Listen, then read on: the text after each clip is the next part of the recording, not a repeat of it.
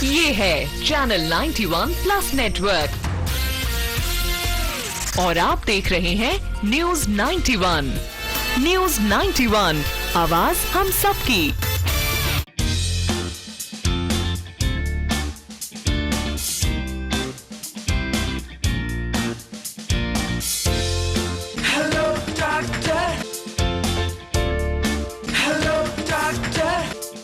नमस्कार, मैं हूं अब्बास अली रिजवी और आप देख रहे हैं न्यूज़ 91 राजस्थान।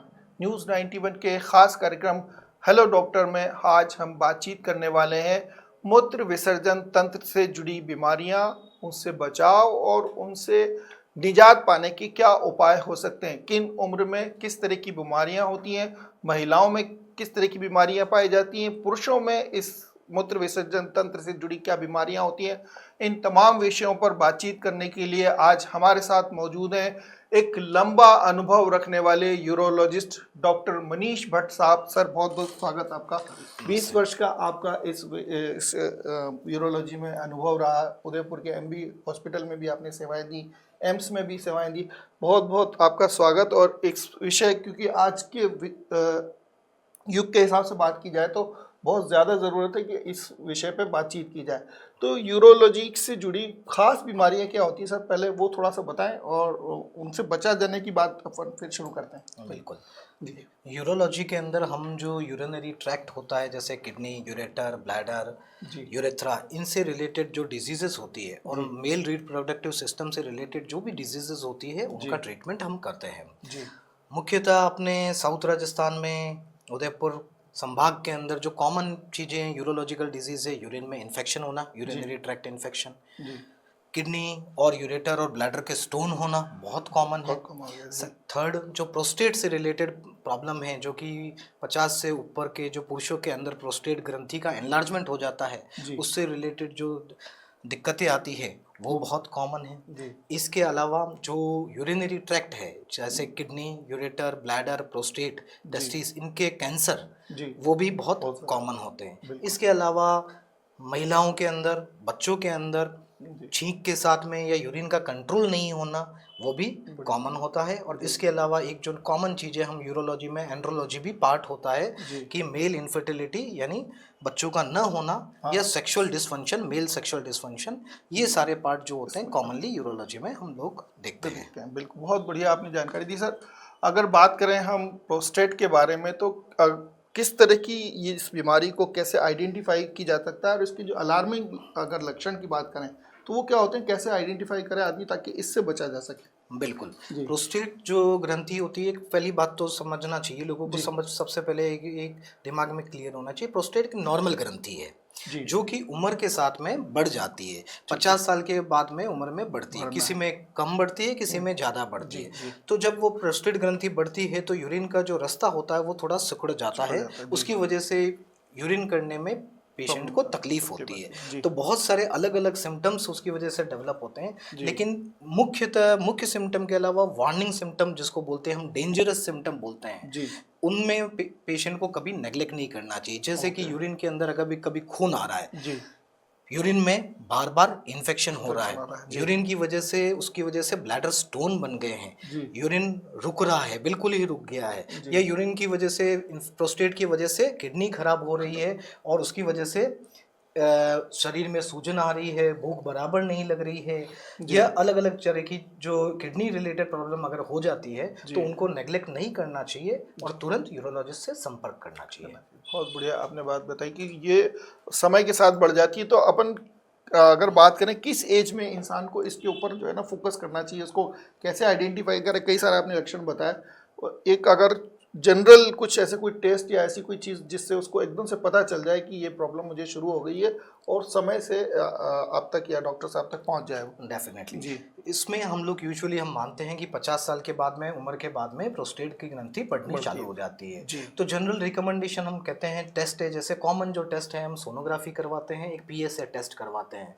जो PSA टेस्ट होता है, हम 50 साल के बाद में पेशेंट से बात करके, उनकी काउंसलिंग करके, एक यूरोलॉजिस्ट काउंसिल करके फिर उसके बाद में टेस्ट करता जी। है। इसके अलावा कुछ टेस्ट होते हैं जो हम हिस्ट्री लेते हैं कि भाई पेशेंट को कितनी तकलीफ है, जी। उसके हिसाब से हम आगे का टेस्ट करते हैं। एक कॉमन मिसकंसेप्शन कई बार हमारे पास में क्लिनिक में, यूरोलॉजी क्लिनिक में आता है कि भाई हमारे प्रोस्टेट की जो साइज़ है जी। वो इतनी हो गई है, हमने 2 महीने बाद कराई तो इतनी हो गई है। तो इसमें एक बहुत इंपॉर्टेंट चीज़ ये होती है कि प्रोस्टेट की साइज़ का रिलेशन होता है, पर जरूरी नहीं है कि किसी में हम देखते हैं कि 100 ग्राम का प्रोस्टेट है फिर भी उनको सिम्टम्स कम होते हैं, और किसी को 40 ग्राम का प्रोस्टेट है तो भी सिम्टम्स ज़्यादा होते हैं। तो कुल मिलाकर जो सारा हिस्ट्री पेशेंट की देखते हुए उनको कितने सिम्टम्स हैं, उनकी सीवियरिटी कितनी है, फिर हम जो टेस्ट ऑर्डर करते हैं उन सबको मिलाकर उनका एक ट्रीटमेंट प्लान हम बनाते हैं। उस ट्रीटमेंट प्लान को फॉलो करना पड़ता है और आगे रेगुलर चेकअप करवाना पड़ता है। बहुत बढ़िया जानकारी की। अब अगर बात करें सर स्टोन्स की, तो स्टोन्स में किडनी स्टोन्स हो गए, कितने तरह के स्टोन्स होते हैं, कहाँ कहाँ पे जो ये स्टोन्स अपने मूत्र विसर्जन तंत्र में पाए जाते हैं, और थोड़ा सा उसके बारे में जानकारी दें। किडनी स्टोन अगेन अपने यहाँ पे बहुत ज़्यादा कॉमन है, क्योंकि अपना जो एनवायरनमेंट है, जो गर्मी का सीज़न है, जैसा कि अभी थोड़े समय में गर्मी का सीज़न आने वाला है, तो स्टोन के पेशेंट्स काफ़ी बढ़ जाते हैं, क्योंकि पानी की क्वांटिटी इतनी नहीं रह पाती है। पसीने की वजह से बॉडी से पानी बाहर निकलता है, यूरिन का फॉर्मेशन कम हो जाता है, तो स्टोन फॉर्मेशन बहुत ज़्यादा बढ़ जाता है। अलग अलग तरह के स्टोन्स होते हैं kidney stones. Calcium oxalate stone होते हैं, कैल्शियम अमोनियम फॉस्फेट स्टोन्स होते हैं, सिस्टीन स्टोन होते हैं, यूरिक एसिड स्टोन होते हैं। पर अमूमन जो मैंने अपने यहाँ की प्रैक्टिस में पाया है कि 70 to 80% जो स्टोन होते हैं अपने यहाँ, वो कैल्शियम ऑक्सलेट टाइप के स्टोन होते हैं। जी। बात सर थोड़ा सा कि हमने प्रोस्टेट के बारे में बात करी, उससे थोड़ा सा बचने के बारे में भी कुछ आइडिया अगर आप कुछ देना चाहें कि क्या आदमी अपनी दिनचर्या में बदलाव करे कि इससे सेफ भी रह सके, कि जब होना है तो इलाज होना ही है, बिल्कुल कोशिश ये करे कि बच जाए।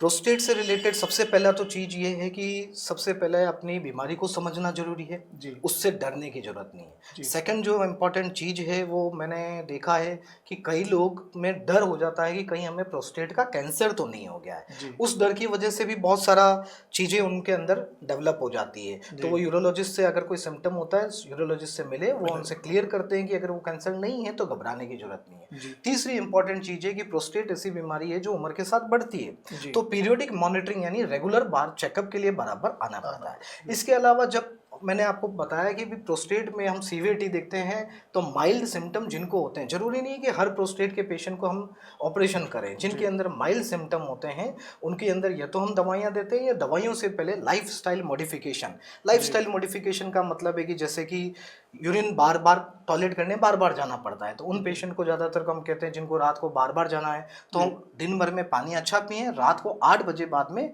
लिक्विड्स की क्वांटिटी थोड़ा कम कर दें। फाइबर डाइट अपनी अच्छी होनी चाहिए ताकि कब्जियत ना रहे, तो उसकी वजह से भी यूरिन के सिम्टम बढ़ते हैं। तीसरा चीज़ें जो हैं इंपॉर्टेंट चीज़ है कि यूरिन का जो अर्जेंसी होती है, या उस चीज़ के लिए डिस्ट्रक्शन टेक्निक के बारे में समझाते हैं, या डबल वॉइडिंग के बारे में समझाते हैं कि टॉयलेट एक बार करके आए, पूरा खाली नहीं हुआ, 5 मिनट बाद वापस करने चले जाएं, पर जोर ना लगाएं। और एक वेरी इंपॉर्टेंट चीज़ जो मैं आप बताना चाहता हूँ कि कई बार हम देखते हैं कि भाई हम नॉर्मल थे, पेशेंट आते हैं, हम एकदम से थोड़ा तकलीफ हो रही थी, हम रात को गए, रात भर बस की जर्नी थी, सुबह उतरे और हमारे को टॉयलेट बिल्कुल रुक गया। तो वेरी इंपॉर्टेंट चीज़ है कि यूरिन को ज़्यादा लंबे समय तक होल्ड नहीं करना है। तो ये चीज़ें कुछ ध्यान रखने की बातें होती है, जिससे कि हम अपने सिम्टम्स को, माइल्ड सिम्टम्स को काफ़ी हद तक सुधार सकते हैं। बिल्कुल सर, इसी तरह में थोड़ा सा किडनी स्टोन्स की भी सेफ्टी किस तरह से रखी जा सकती है, किस तरह के स्टोन्स ज़्यादा यहाँ मिलते हैं, और वो जैसा आपने बताया कि दवाओं से भी ठीक हो सकता है, तो वो क्या क्या सिचुएशंस होती है? बिल्कुल जी, जैसा कि मैंने बताया आपको कि अपने यहाँ कैल्शियम ऑक्सलेट स्टोन बहुत कॉमन होते हैं। तो जितने भी तरह के स्टोन्स हैं, सबसे इम्पॉर्टेंट चीज़ जो हम बोलते हैं कि पानी की क्वांटिटी कितनी होनी चाहिए, वो करीब 2.5 से 3 लीटर होनी चाहिए रोज की। अब डिपेंड करता है समय, सर्दी का समय है, सर्दी के समय में थोड़ा कम हो जाता है पानी, लेकिन गर्मी के समय तो डेफिनेटली 3 लीटर आपका पानी होना चाहिए, पहला चीज़। सेकंड चीज़ होती है डाइट के अंदर क्या चीज़ें आप कर सकते हैं कि सॉल्ट जो है वो बहुत ज़्यादा नहीं लेना है, 5 ग्राम से डेली इंटेक कम होना चाहिए। सेकंड चीज़, सॉल्ट के अलावा एनिमल प्रोटीन, जिनको स्टोन बनने की टेंडेंसी, हम उनको बोलते हैं कि एनिमल प्रोटीन की क्वांटिटी थोड़ा कम रखें। तीसरा, कुछ ऑक्सलेट, जो कि कैल्शियम ऑक्सलेट स्टोन कॉमन होते हैं, तो ऑक्सलेट रिच फूड है, जैसे पालक है, चॉकलेट है, चाय है, उनकी क्वांटिटी अगर बहुत ज़्यादा लेते हैं तो कम करें। चौथा, जो सिट्रेट फॉर्मेशन फूड होते जी। हैं जो कि हमारे स्टोन को बचाते जी। हैं, जैसे लेमन जूस है, ऑरेंज जूस है, उनकी क्वांटिटी को हम बढ़ाने को बोलते हैं। तो ये डाइटरी संबंधित प्लान कर सकते हैं। तीसरा, अगर बहुत ज़्यादा मोटापा है तो जी। अपना वजन को कंट्रोल करें, रेगुलर एक्सरसाइज करें। जी। चौथा, कुछ चीज़ें होती है कि हम जब स्टोन का एनालिसिस करते हैं या मेटाबॉलिक एनालिसिस करते हैं जिनको स्टोन बनता है, तो जिनके स्पेसिफिक तरह के स्टोन होते हैं उनको हम थोड़ा लंबा मेडिकेशन या दवाइयाँ देते हैं ताकि स्टोन अगर इनका एक बार बना है तो वापस बार बार न बने। और लास्ट इंपॉर्टेंट चीज़, जिनको एक बार स्टोन बन चुका है उनको रेगुलर 6 महीने में, 1 साल में एक बार सोनोग्राफी करवा लेनी चाहिए, ताकि अगर अपने का स्टोन बन भी रहा है तो वो अर्ली स्टेज के अंदर अपने को डिटेक्ट हो जाए। ये कुछ सामान्य चीज़ों का ध्यान रखेंगे तो अपना इलाज अच्छा होगा। बिल्कुल, तो बहुत बढ़िया जानकारी दोनों जो आपको डॉक्टर साहब ने दी कि अगर आप अपने आप को इन 2 बीमारियों से बचाना चाहते हैं, यानी किडनी स्टोन से बचाना चाहते हैं और प्रोस्टेट से, या प्रोस्टेट क्योंकि एक बीमारी नहीं है, एक ग्रंथि है आप ही की बॉडी में बनी हुई जो एक समय के साथ बढ़ती है और ज़्यादा आप अगर वो बढ़ जाती है अपने हिसाब से तो नुकसान पहुंचा सकती है, लेकिन उससे सेफ भी।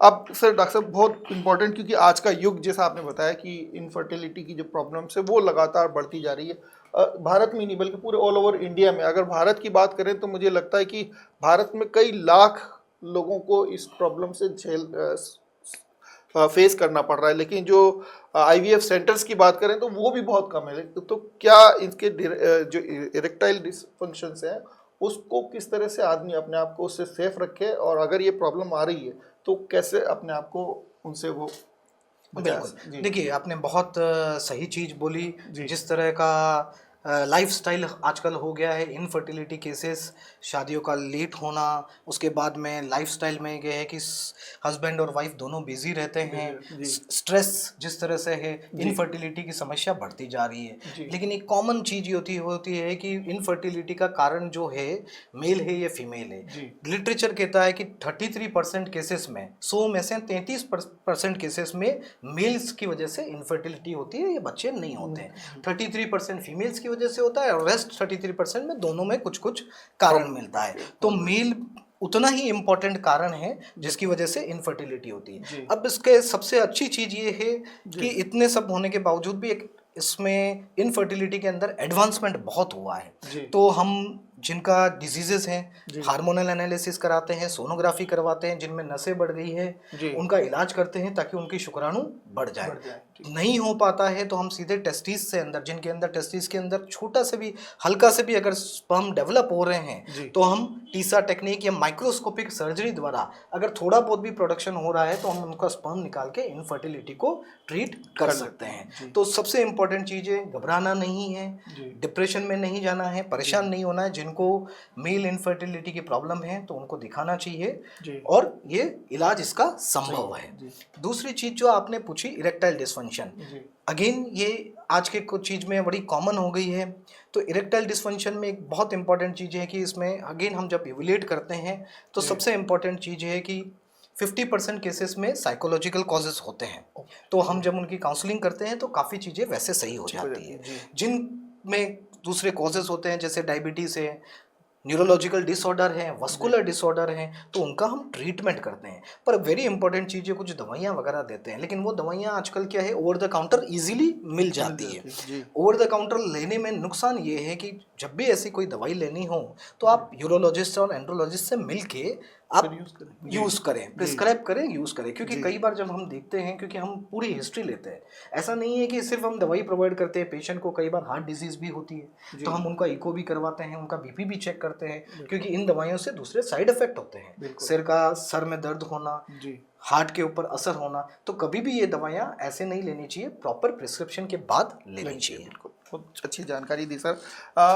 बात जैसे आपने कही इनफर्टिलिटी की, तो जब आमतौर पर जो विवाहित जोड़ा होता है उसको कितने समय इंतज़ार करना चाहिए और कब उसे लगे कि इतना साल, 2 साल, 3 साल निकल गया है तो अब हमें पहले मेल या पहले फीमेल, पहले की या दोनों को एक साथ जाके मिलना चाहिए किसी अच्छे स्पेशलिस्ट? बिल्कुल अच्छी बात बोली आपने पूछा। ये एक बहुत ही कॉमन क्वेश्चन हमसे पूछा जाता है। तो हमारे जो रिकमेंडेशन है, इवन WHO के रिकमेंडेशन है कि जब शादी होने के बाद में, जब बच्चे होने की तैयारी करते हैं तो हम दोनों को, हस्बैंड वाइफ को, कपल को 2 साल का टाइम देते हैं कि 2 साल तक आप कोशिश कीजिए। जरूरी नहीं है कि एक ही बार में, एक ही साइकिल में बच्चे हो जाते हैं, कई बार नहीं होते हैं। तो हम 1 से 2 साल का टाइम पीरियड उनको देते हैं, साथ में उनकी दोनों की, हस्बैंड और वाइफ की काउंसलिंग करते हैं, चीजें बताते हैं कि क्या नॉर्मल प्रोसेस होता है, रिप्रोडक्टिव प्रोसेस क्या होता है, ओवुलेशन क्या होता है। कई बार क्या है कि ये जानकारी नहीं होती है लोगों को, तो एक काउंसलिंग करते हैं, थोड़ा समय देते हैं। उस समय के बाद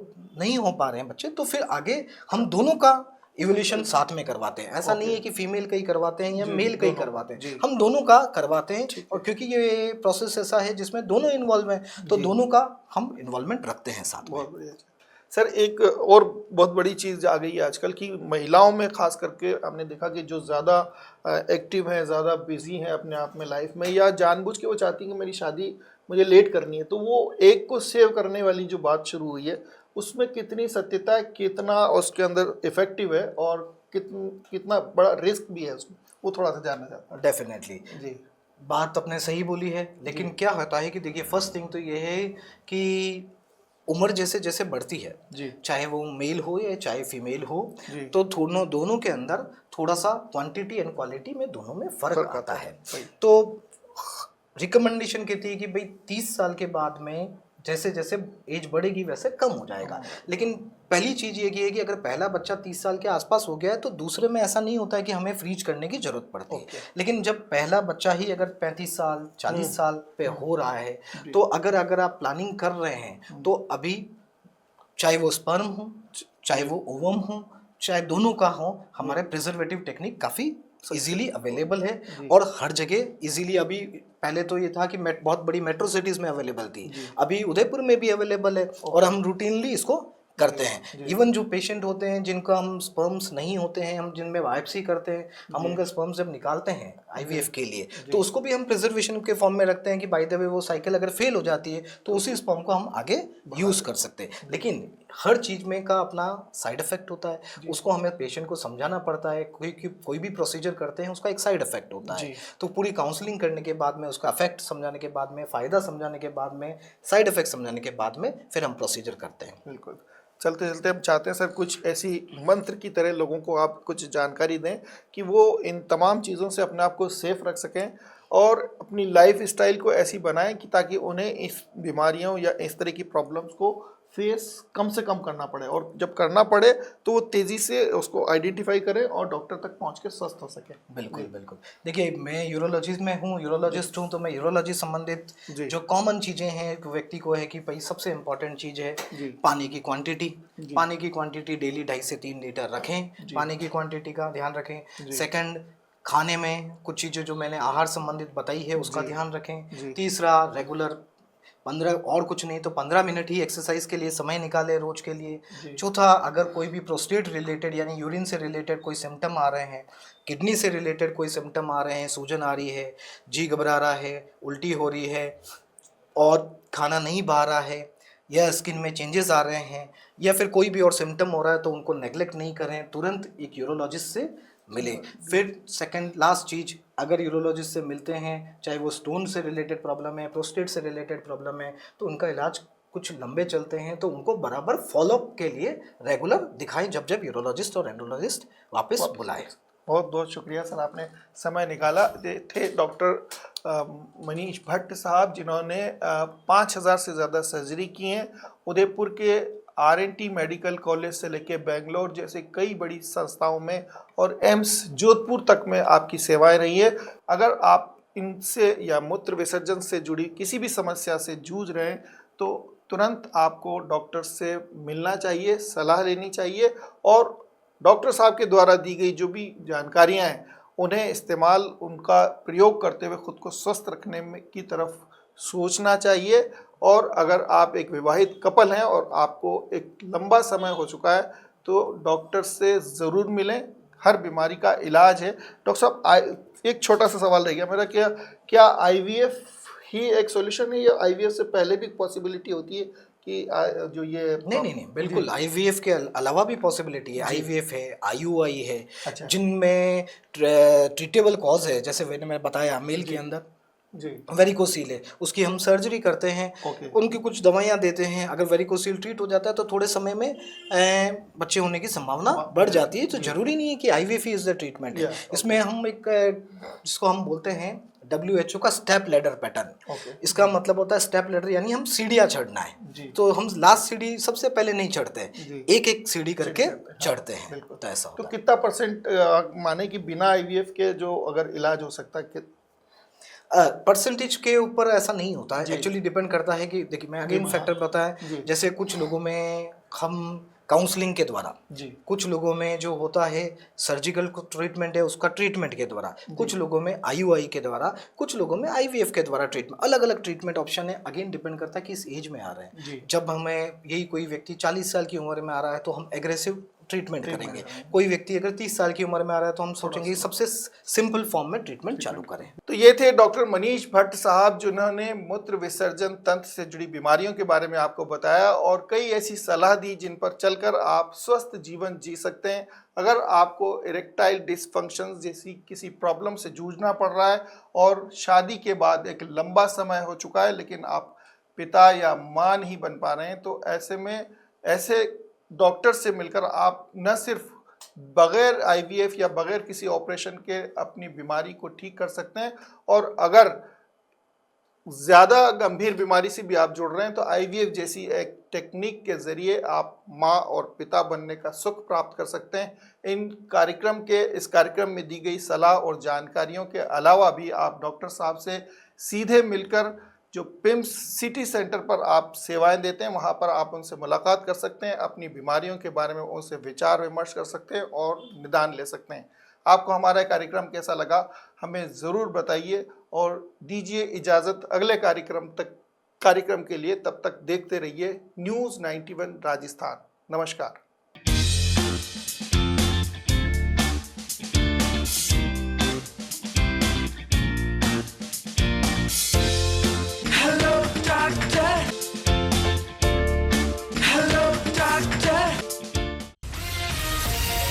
ये है चैनल 91 प्लस नेटवर्क